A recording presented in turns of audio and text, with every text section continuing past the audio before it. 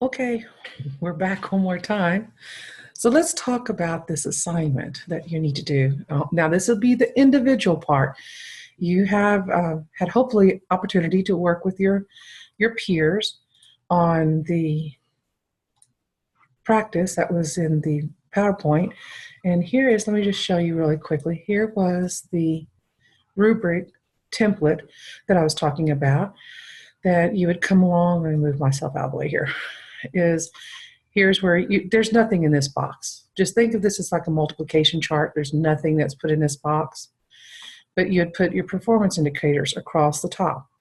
You would have the wording, the adjective, for instance, like excellent, exemplary, swell, awesome.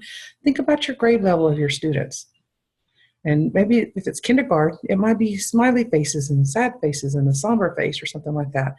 So you'd put your performance indicator across the top as well as the numeric value. It's kind of hard to put a smiley face in the grade book for it to mean anything at the report card time. I know kindergarten usually have S's and N's and U's and things like that. But okay, high school, we don't put S's and N's and U's or happy faces or something like that. So we need to have some kind of numeric value.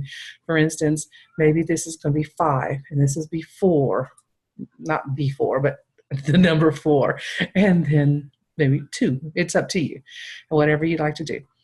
And then this little area, the very first column going down, would be your criterion. What is it specifically you are scoring? Could be the introduction. Then they talk about the introduction. And you don't want this to be wordy. This area here is to be pretty much a label, just a very quick label. And then you'd have your second criterion. What's the second thing you're looking for? Maybe it is going to be the levelness of your barbecue, your welded barbecue cooker or smoker or whatever that you did. Maybe it's you look for level, or maybe you're looking at the hinges, or it could do actually one strand could be on the beads. How many oxygen bubbles? I mean, here you wouldn't put that. You just say bead, welding bead. So you want these to be specific targeted labels, not a big long description, because that's going to happen within the criterion. Okay, and then here for each one of these would have that part. Okay, now I'll move that out of the way. So let's look at the assignment. What you're going to do is you're going to choose a TEKS from your chosen grade and your chosen content. It's up to you. I don't mind if it's going to be PE or music, if it's going to be something in ag, if it's going to be something in math. That's up to you. Now, math, let's think a little bit stronger here. You don't need an authentic assessment tool in order to grade a worksheet, okay? So we're not talking about that in math. Maybe it's in geometry and they're creating some kind of geometric new type of shape or a new I don't know, some kind of visual or display, or maybe you have them actually writing a problem or creating a story problem to use math formulas in, whatever, okay?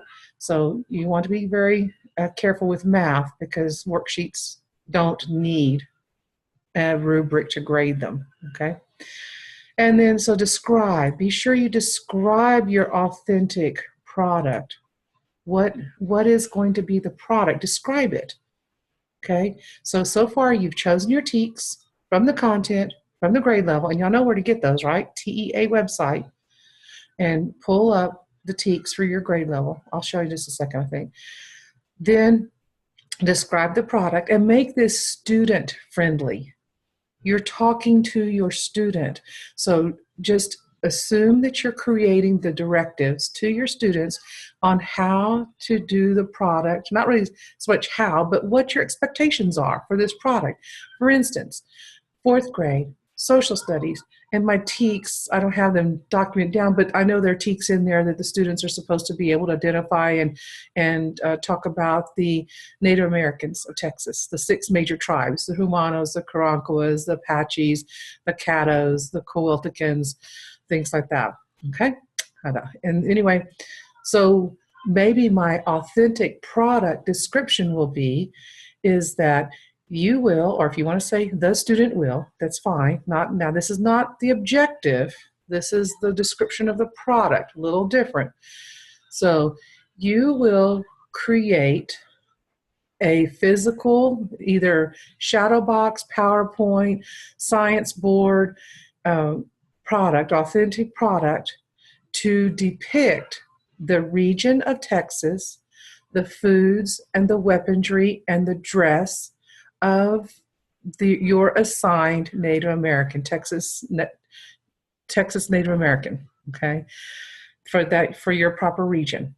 You will also present to the class and have an essay prepared for your product. So you have that worded up in some way, makes it very nice and tight for your students. And then you'll create the rubric. What am I going to grade it on? Well, maybe first I hear that I'm going to have index cards or I'm going to have an essay. So I'll probably have something in the strand about probably mechanics. I always have something about mechanics and grammar. That's very important. And maybe I'll have a strand that's just about the sources that they used. Maybe it might be within my directives I have that I'm expecting them to use a minimum of 3 or more sources to support. Where did they get this information? It didn't just pop in their head. Where did they get it? And then I will have maybe a couple of little criterion that's looking at just their product. That first off, was it relevant, not so much relevant, but was the product appropriate to the region of Texas? In other words, if they were in the Caddos and that was their assigned Indian tribe, and they have it looking like they're in South Texas, when the Caddos lived in the regions of East Texas, very, very tree-y, pine trees, whereas here we have mesquite trees, or in South Texas does. So was the region depicted correctly? So that might be a strand. Maybe I'm going to have the strand is going to be on food, clothing, and weaponry. And how correct were they? Those could be my labels, okay? But anyway, you will create your rubric. And I have over here, you may use Rubistar. Okay, you may look at Rubistar, but please do not just copy from it, okay? But I'm going to show you. Let me get you looking at Rubistar, what it looks like. And I have it already pulled up here. All you have to do is go to rubistar.com. You can even log in. You could create an account if that's not necessary. You can get into here. But let's say you have your students making a game. That might be something that I wanted them to do with my Native Americans instead of having them some type of poster display. Maybe I wanted them to create a game to have as a review between the 6 tribes. So let's look at making a game. I'm going to click on making a game. And of course it tells you all these warnings and stuff, and you can fill all this in and putting in your zip code, and then that's fine. You don't need to worry about that. This is just for us to play with. Notice they have 4, 3, 2, 1 across the top. And notice they did not put adjectives in to describe the level of criterion, the level of the performance indicator, sorry. So you need to add that. They're not going to do that, but you could type in there and just say, okay, exemplary, okay? And again, this determines on the grade level of your group of students, okay?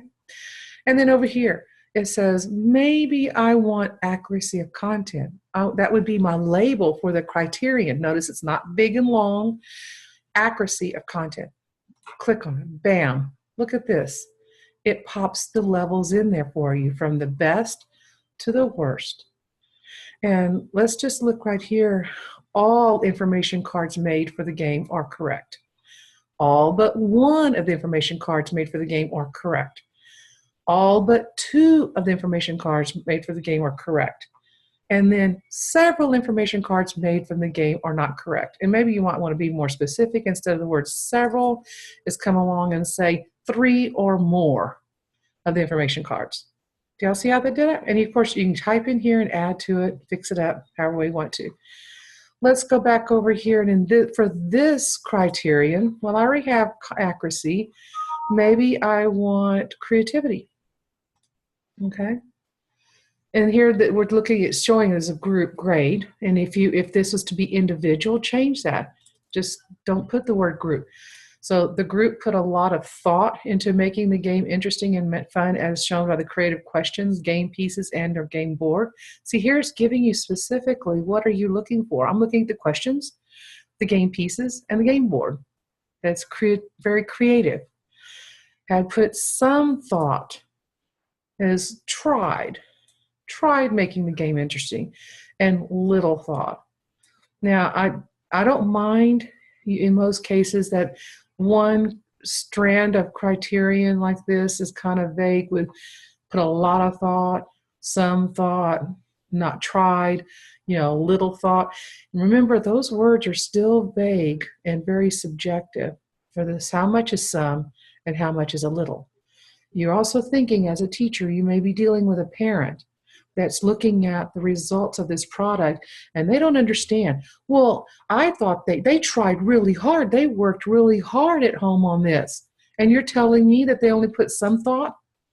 Okay. So, it's okay to have one strand like that, but be very careful. Make sure it's more quantifiable. For instance, in this top strand, it talked about all the cards, all but one, all but two, three or more. That's why I would get rid of this word several and say three or more.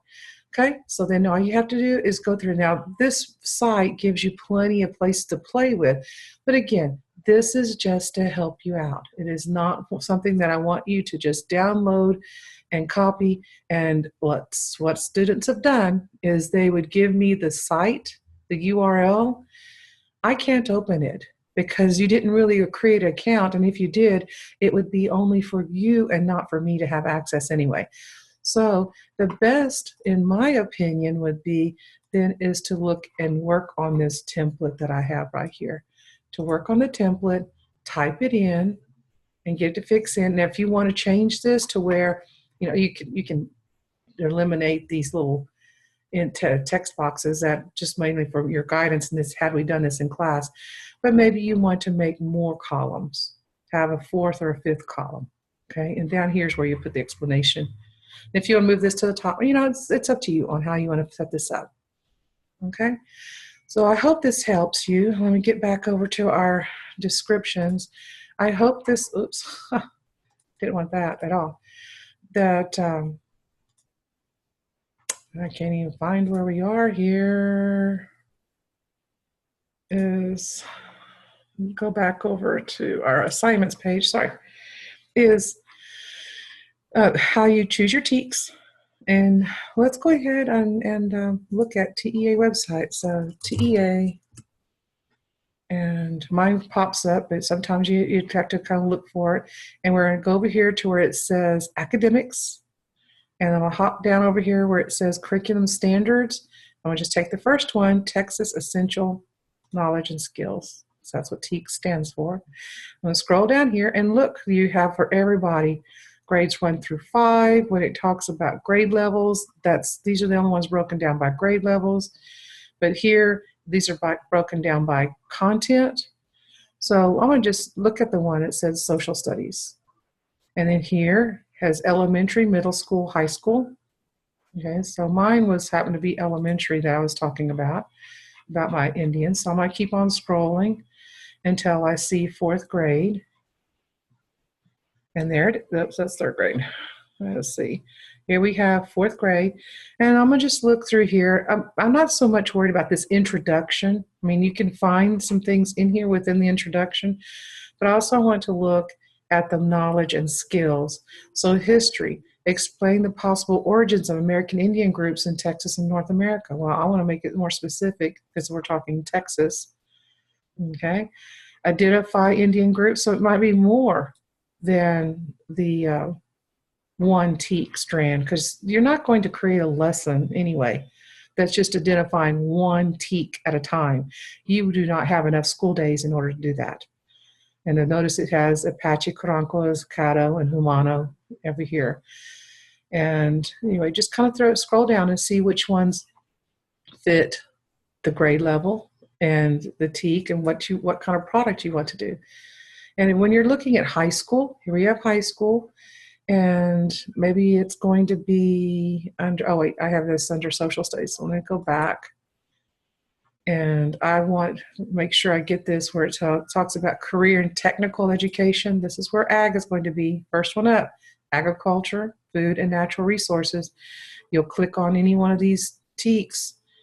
So maybe this is the practicum or whatever you want to look in there. So click on this link and scroll down through here and find out what product will, or what teaks will your product address, right? So anyway, I hope this helps. Again, send me any questions, email me. I will answer them as quickly as I possibly can. And I'm looking forward to seeing some wonderful, wonderful rubrics and over some very descriptive products that you may use. I mean, make this to where this is for you, that you may use this with your future students. Okay?